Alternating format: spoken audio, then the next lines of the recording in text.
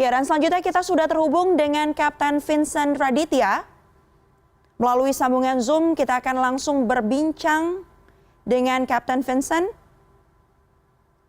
Oke, baik Kak Vincent, saat ini sedang berada di mana dan bagaimana Anda kemudian menilai penemuan FDR ini sebagai titik terang untuk bisa sama-sama mengetahui penyebab terjadinya, penyebab jatuhnya pesawat Sriwijaya RSJ 182 PKCLC?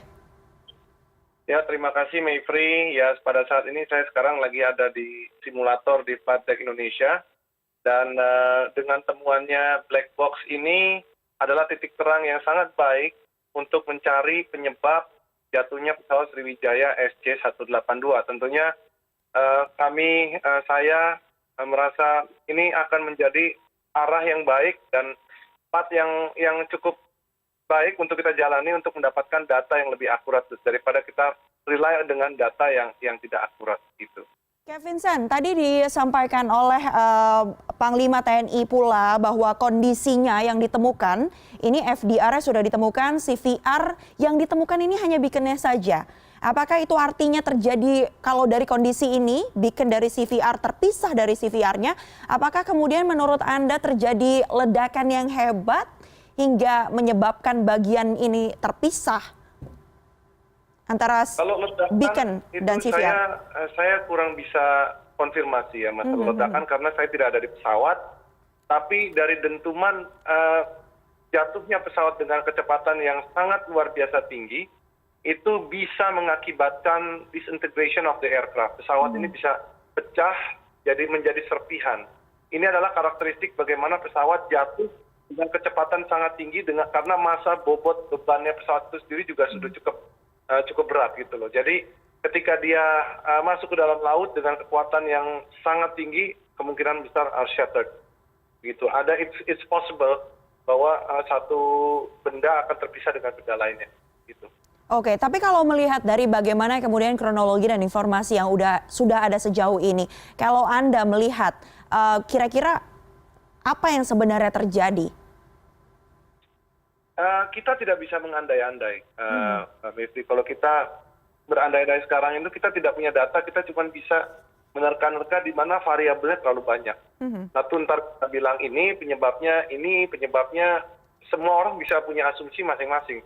Daripada kita membuat satu masalah, orang-orang ntar kekhawatiran publik, lebih baik saya memilih untuk tidak berkomentar masalah itu sampai nanti pihak yang berwenang yang akan membuka data itu sendiri, nanti mereka juga akan mengeluarkan preliminary report, sama nanti final reportnya seperti apa biar kita dengar sendiri dari pihak yang berwenang. Cuman kita sebagai pilot dan teman-teman sekalian yang berhubungan dengan sosial media diharapkan tidak menciptakan chaos di publik dengan bilang A, B, C, dan luar-luar gitu loh. Ini masalahnya ini yang saya khawatirkan adalah bagaimana kekhawatiran penumpang itu semakin takut. Karena belakangan ini, mulai dari direct message saya ini banyak sekali masuk bahwa mereka menyatakan bahwa mereka sendiri khawatir ketika mereka akan terbang lagi. Apalagi dengan pesawat Sriwijaya, dia bilang, wah, saya berulang kali saya mau menenangkan pikiran mereka bahwa aviation is a safe thing. Penerbangan adalah salah satu alat transportasi yang sangat aman. Walaupun terjadinya begini, saya tahu ada kesalahan, apapun itu, saya tahu, tapi jangan sampai stop believing in aviation gitu loh. Jadi kita memilih untuk tidak menjawab ini karena bukan sebagai orang yang berwenang. Baik, kita bicara soal FDR dan CVR, Cap Vincent. Sebenarnya bagaimana kemudian, apakah kemudian lebih FDR sudah ditemukan, kita masih sama-sama menunggu CVR. Data-data yang didapatkan antara FDR dan CVR, kalau sekarang baru ditemukan FDR, apakah itu artinya memang butuh CVR juga untuk bisa benar-benar tahu penyebab pasti secara utuh, atau sebenarnya dengan FDR saja informasinya sudah cukup jelas untuk bisa kita dapatkan? Kita masih sama-sama tunggu tapi hasil dari KNKT ya. Pastinya untuk lengkapnya dan baiknya dalam proses investigasi diperlukan dua. Pertama, kita mau tahu ketika ada sesuatu masalah di kokpit, pasti mereka berdiskusi. Kapten dengan co-pilot, aduh ini ada sedikit masalah, bagaimana kita atasinya. Nah begitu ada masalah itu buka teori. Lalu kita lihat lagi bagaimana penanganannya, apakah dikerjakan dengan baik. Flight data recorder bagus untuk mendeterminasi secara sistem, karena itu akan memonitor berbagai macam sensor. Flight data recorder akan menunjukkan bagaimana status pesawat pada saat itu. Bagaimana status sensor, misalnya landing gear-nya up atau down, sensor yang ada di input, di kontrol, itu akan secara detail. Bahkan sampai force yang ada di yoke itu kita bisa didetek dengan baik. Tapi tidak menjawab bagaimana kru itu menghandle emergency tersebut.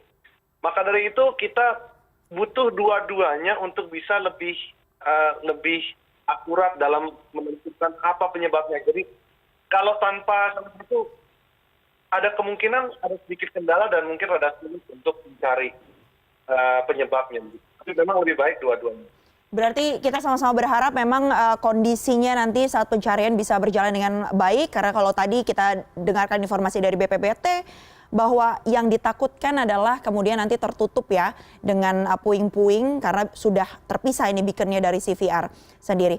Baik. Kualitasnya juga, kualitas dari data yang ada di dalam sana, kita doa bersama kualitas datanya itu masih bisa di-retrieve. Itu sih harapan kita bersama kan. Berapa lama biasanya Kevin San menurut pengetahuan Anda bahwa datanya ini masih bisa dikategorikan baik, dan apa saja biasanya yang bisa berpotensi membuat datanya kemudian ketika ditranskrip tidak baik?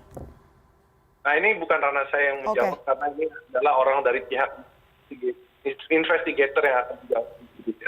Karena daripada nanti saya menjawab, lebih baik kita akan melihat ini adalah ranahnya mereka. Baik, terima kasih banyak Cap Vincent Raditya sudah bergabung bersama kami di CNN Indonesia Breaking News.